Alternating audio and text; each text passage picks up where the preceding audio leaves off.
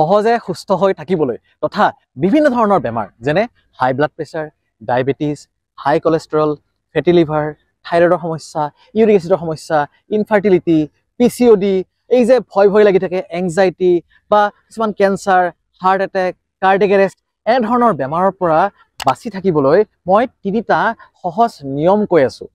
এই 3টা নিয়ম মোৰ ফালৰ পৰা নতুন বছৰৰ শুভেচ্ছা ৰূপে আপোনালোকে গ্ৰহণ কৰিব। 1 নম্বৰ নিয়ম, আপুনি যেতিয়াই নহওক কিয় দিনটোৰ মুঠতে 1 ঘণ্টা আপুনি এক্সাৰসাইজ কৰক।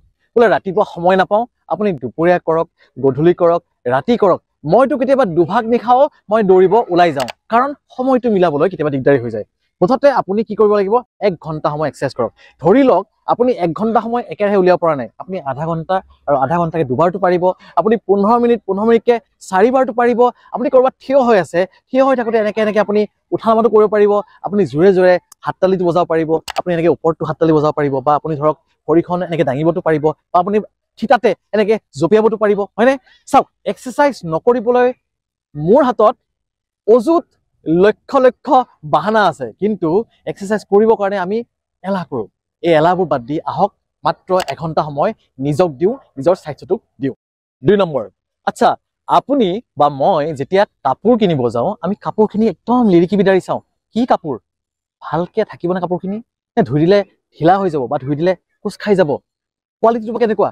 বা যেতিয়া আপুনি গাড়ী বা বাইক কিনিব যায়, তেতিয়া আমি চাওঁ গাড়ীখনৰ মাইলেজ কিমান দিব, গাড়ীখনৰ মেইনটেনেন্সত খৰচ কিমান পৰিব, গাড়ীখন ভাল কোম্পানীৰ নে বেয়া কোম্পানীৰ। কিন্তু আমি সেই একে কামটো কিয় নকৰোঁ যেতিয়া আমি খাদ্য বস্তু কিনিব যাওঁ।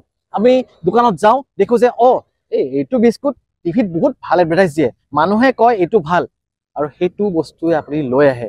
আপুনি দেখে যে এইটো বটলত থকা বস্তুখিনি খালে টিভিত দেখুৱাইছে যে শিশুটোৱে লগে লগে ওখ হয়, ডাঙৰ হয়, দৌৰ মাৰিব পৰা হয়, আপুনি সেইটো লগে লগে কিনি লৈ আহে।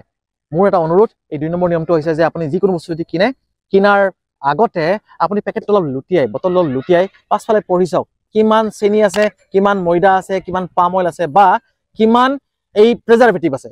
এইবোৰ বস্তু যদি আছে, তেতিয়াহ'লে আপুনি সেই বস্তুটো লোৱাৰ পৰা আৰু খোৱাৰ পৰা আপুনি নিজকে দূৰত। 3 নম্বৰ, আপুনি বাৰু ৰাতি কেইটা বজাত ভাত খায়? আজিকালি ৰাতি 10টা, 11টা, 12টা, আনকি 1টা বজাত ভাত খোৱাটো এটা একদম স্বাভাৱিক নিয়মত পৰিণত হৈছে। আনকি ভাত খাই উঠাৰ পাছতো মানুহে ৰাতি 12টা, 1টা, 2টা বজালৈকে নুশুৱে, মোবাইল চাই থাকে, ৰিল চাই থাকে। এই যদি নিয়ম দুটা আপুনি সলনি কৰিব পাৰে, অৰ্থাৎ আপুনি ৰাতিৰ খানাটো যদি আপুনি সন্ধিয়া 7 বজাৰ ভিতৰত যদি খাই শেষ কৰিব পাৰে, আৰু যদি ৰাতি আপুনি সোনকালে শুব পাৰে, ধৰক খুব বেছি 10টা, তেতিয়াহ'লে বিশ্বাস কৰক আপুনি বিভিন্ন ধৰণৰ বেমাৰৰ পৰা নিজকে বচাই ৰাখিব পাৰিব। তেন্তে সকলোলৈ নতুন বছৰৰ বহুত শুভেচ্ছা থাকিলে। জয় হিন্দ।